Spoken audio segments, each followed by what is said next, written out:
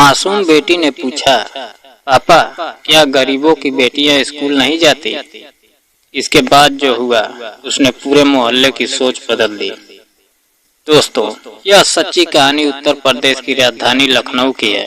लखनऊ का नाम सुनते ही आपके मन में शायद नवाबी ठाट बाट और तहजीब की तस्वीर आए, लेकिन इस शहर के दिल में कुछ ऐसे किस्से भी छुपे हुए हैं जो इंसानियत का असली मतलब सिखाते हैं। लखनऊ के गोमती नगर इलाके में विवेक अग्रवाल नाम के एक बड़े व्यापारी रहते थे। वे कपड़े के बहुत बड़े कारोबारी थे। उनका नाम था विवेक। उनके पास सब कुछ था, बंगला, गाड़ियां, शोहरत, पैसा, नौकर चाकर। उनकी पत्नी राधा भी उतनी ही संस्कारी और समझदार थी, लेकिन इस आलीशान जिंदगी की असली धड़कन थी उनकी 7 साल की बेटी अनवी। अनवी उनकी इकलौती संतान थी। बड़ी बड़ी मासूम आंखें, मीठी हंसी और हर वक्त सवाल पूछने की आदत थी। राधा अक्सर कहती, विवेक जी, ये बच्ची हमारी दौलत नहीं, भगवान का तोहफा है।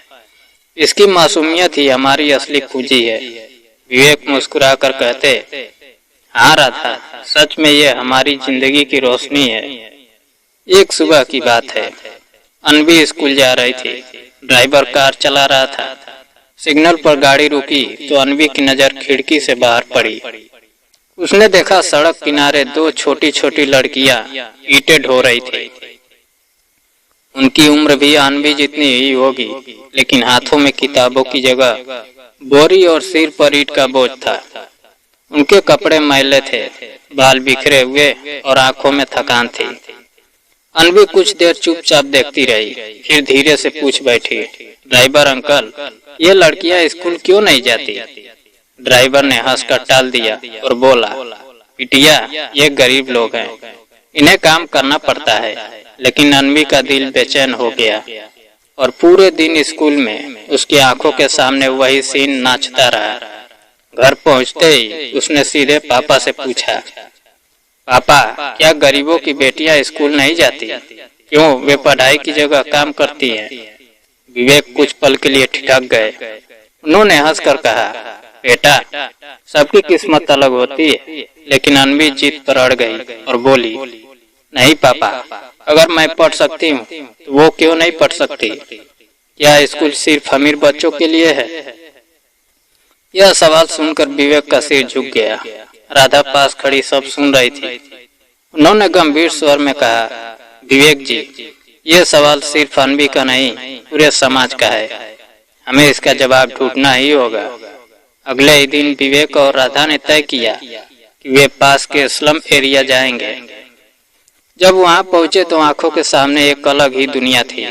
गंदी बस्तियां, कच्ची झोपड़ियां, इधर उधर फैला कूड़ा, छोटे छोटे बच्चे नंगे पैर इधर उधर दौड़ रहे थे। कोई कूड़ा बीन रहा था तो कोई चाय के ढाबे पर बर्तन धो रहा था तो कोई सड़क किनारे भीख मांग रहा था।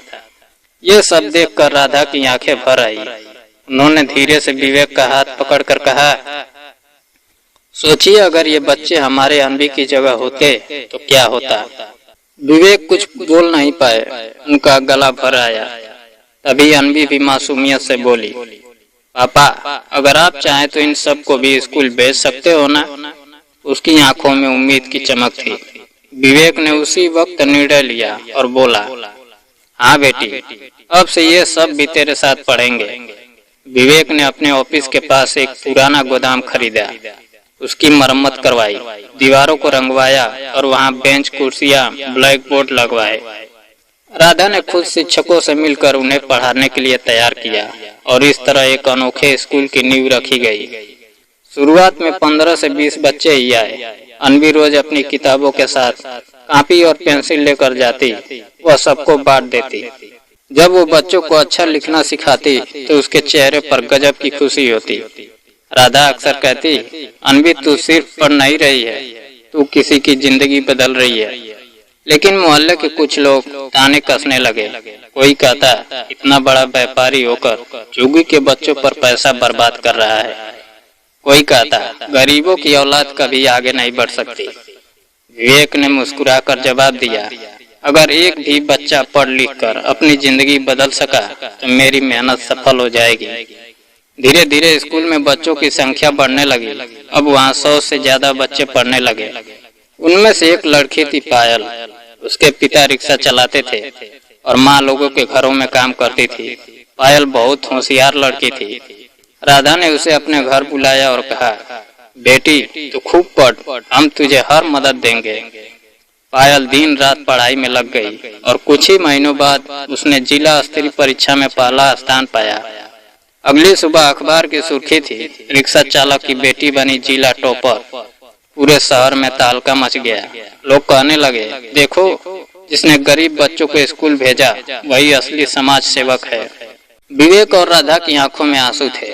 अनमित दौड़कर बोली, पापा देखा, मैंने कहा था ना कि सब पढ़ सकते हैं।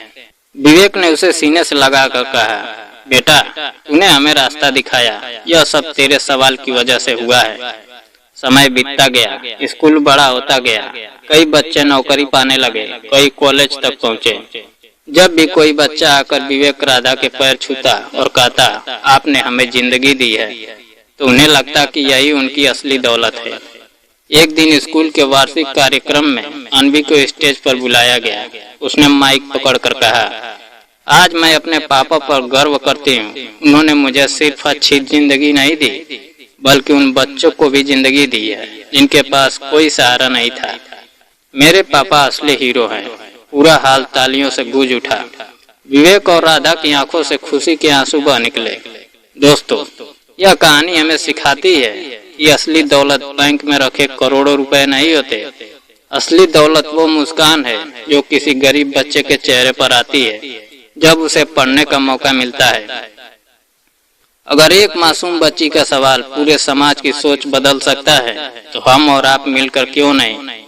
तो दोस्तों, अगर यह दिल छू लेने वाली कहानी आपको अच्छी लगी हो तो इसे लाइक कीजिए, अपने दोस्तों के साथ शेयर कीजिए और हमारे चैनल दिल से कहानियों को सब्सक्राइब करना मत भूलिए, क्योंकि यहाँ आपको मिलती है ऐसी कहानियाँ जो दिल को छू जाती है और जिंदगी को नई सीख देती है। मिलते हैं अगली कहानी में। जय हिंद, जय भारत।